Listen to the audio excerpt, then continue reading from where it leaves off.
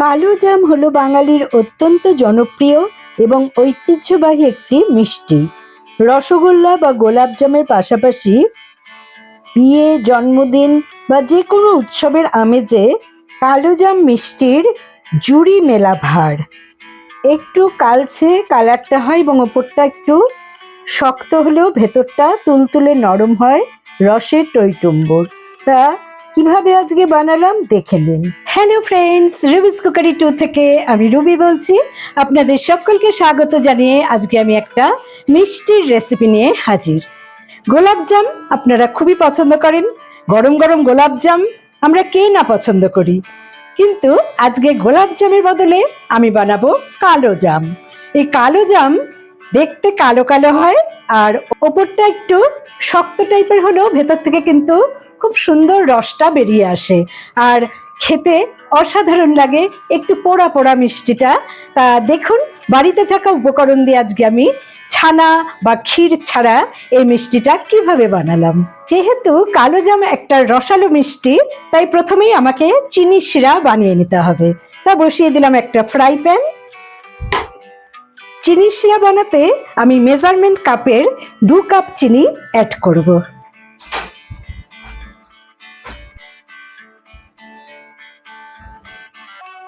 আর এই মেজারমেন্ট কাপের পরিমাপ অনুযায়ী 3 কাপ জল আমি এতে অ্যাড করে দিচ্ছি।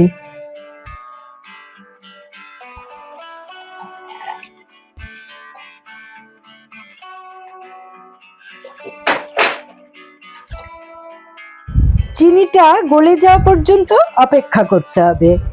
চিনির রসে একটা সুগন্ধি আনার জন্য আমি 3টে এলাচ ফাটিয়ে এতে অ্যাড করে দিচ্ছি। বন্ধুরা, যারা আমার ভিডিও দেখছেন তারা অবশ্যই একটা লাইক করতে ভুলবেন না। চিনির রসটা দেখুন ফুটে উঠেছে। রসটাকে একদম ঘন করবেন না, তাতে কালো জামের ভেতরে রসটা ঢুকতে অসুবিধা হবে। যত পাতলা রস হবে তত সুন্দর রসটা ঢুকবে। তা আমি ফোটার পর 3 মিনিট ফুটিয়ে নিয়েছি। এবারে এটাকে ঢাকা দিয়ে অন্যখানে রেখে দিচ্ছি আর ফ্লেম অফ করে দিচ্ছি। এবারে কালো জামের ডোটা বানিয়ে নেওয়ার জন্য একটা বোল নিয়ে নিলাম। তাতে একটা ছাঁকনি বসিয়ে নিলাম।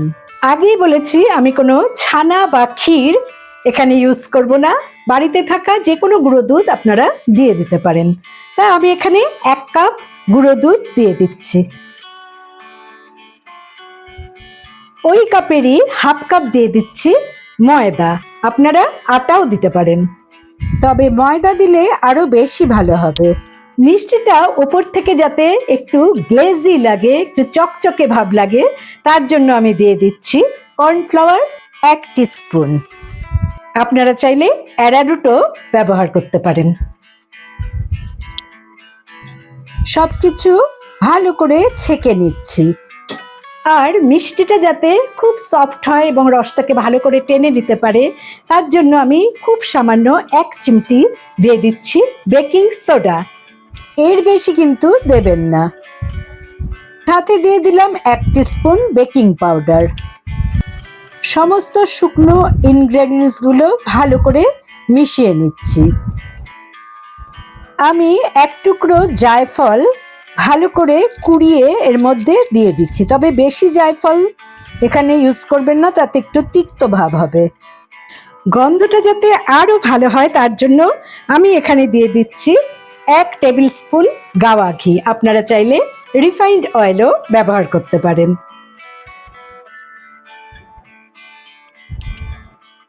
এবারে এই শুকনো উপকরণগুলোকে আমি হাতের সাহায্যে প্রায় 2 থেকে 3 মিনিট ভালো করে মেখে নেব। এখানে একটা কথা বলে রাখি যে এই যে শুকনো ইনগ্রেডিয়েন্টস, এটাকে কিন্তু আমরা অনেক সময় বাজার থেকে কিনে আনি এবং বাড়িতে এনে তৈরি করি। সুতরাং আপনারা এটাকে প্যাকেট করে অনেক দিন পর্যন্ত সংরক্ষণ করে রাখতে পারেন। তা আমার 3 মিনিট এটাকে মেশানো হয়ে গেছে। আমি হাফ কাপ ঈষদুষ্ণ দুধ নিয়েছি। এই দুধ দিয়েই ডো বানাতে হবে, তবে একবারে সম্পূর্ণ দুধ ঢেলে দেবেন না, অল্প অল্প করে দিয়ে এভাবে মাখতে হবে। এবং এই ডোয়ের শেষ পর্যন্ত দুধটা অ্যাড করার পর কীরকম কনসিস্টেন্সিটা হবে সেটা আমি দেখিয়ে দিচ্ছি। খুব বেশি কিন্তু শক্ত করে মাখবেন না, একটু পাতলা পাতলা করেই মাখবেন, কারণ এটা রেস্টে রেখে দিলে যেহেতু গুঁড়ো দুধ এবং ময়দা আছে এটা কিন্তু আস্তে আস্তে অনেকটাই টাইট হয়ে যাবে। তাই এরকম রাখবেন কনসিস্টেন্সিটা। আমি 15 মিনিটের জন্য ঢাকা দিয়ে রেখে দিলাম। 15 মিনিট পর আমি ফিরে এলাম। এবার দেখে নিতে হবে যে ওপরে হাত দিলে হাতের সাথে ব্যাটারটা লেগে যাচ্ছে কিনা। মাখার সময় খুবই পাতলা পাতলা করে মেখেছিলাম, কিন্তু এটা কিন্তু 15 মিনিট পর সেট হয়ে গেছে। যদি দেখেন যে 15 মিনিট পরও এটা সেট হয়নি, মানে হাতে লেগে যাচ্ছে, তাহলেও ভয় পাওয়ার কোনো কারণ নেই। আবারও ঢাকা দিয়ে 5-10 মিনিট রেখে দেবেন। একটা থালার মধ্যে বেশ খানিকটা তেল ভালো করে মেখে নিতে হবে। এর মধ্যেই আমি ছোট ছোট করে গোল গোল করে ডো বানিয়ে নেব। তা এখান থেকে আমি 1 চামচ করে ব্যাটারটাকে তুলে নিচ্ছি আর হাতের সাহায্যে দেখুন এইভাবে গোল করে নিচ্ছি। একটা চামচ দিয়ে, ছোট চামচ দিয়ে তুলছি, একই রকম যাতে শেপগুলো হয়।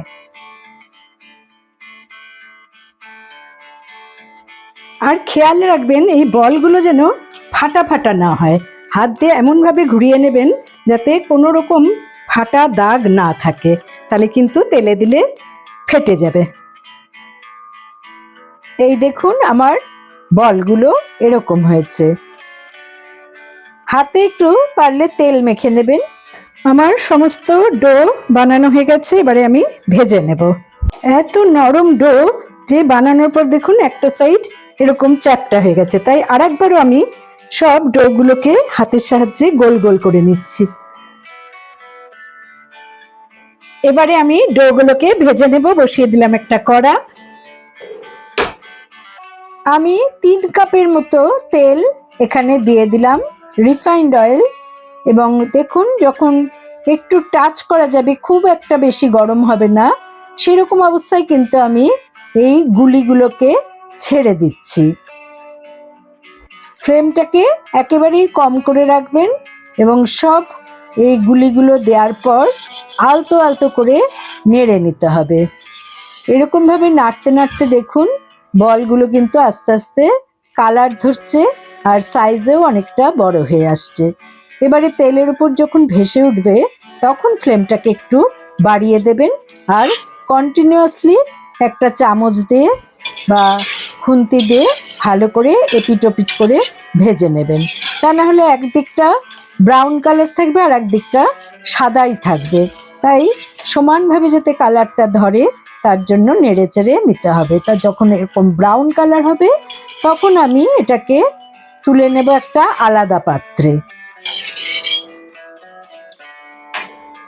কালো জাম যেহেতু একবারে কিন্তু কালো কালারটা আনতে যাবেন না, তাতে ওপরটা শক্ত হয়ে যাবে আর ভেতরটা ভালো করে সেদ্ধ হবে না। তাই এরকম অবস্থায় যখন ব্রাউন কালার হবে একটা আলাদা পাত্রে তুলে নেবেন। মেনলি 2 বার করে ভেজে নিতে হবে। যে কোনো ভাজাই কিন্তু 2 বার ভাজলে বেশি ভালো হয়। এবারে কালো জামের আসল কালারটা আনার জন্য আমি হাই ফ্লেমে তেলটাকে গরম করে নিচ্ছি। আর চিনি শিরাটাও বেশ গরম গরম আছে কিনা দেখে নিতে হবে। তেল গরম হয়ে গেছে।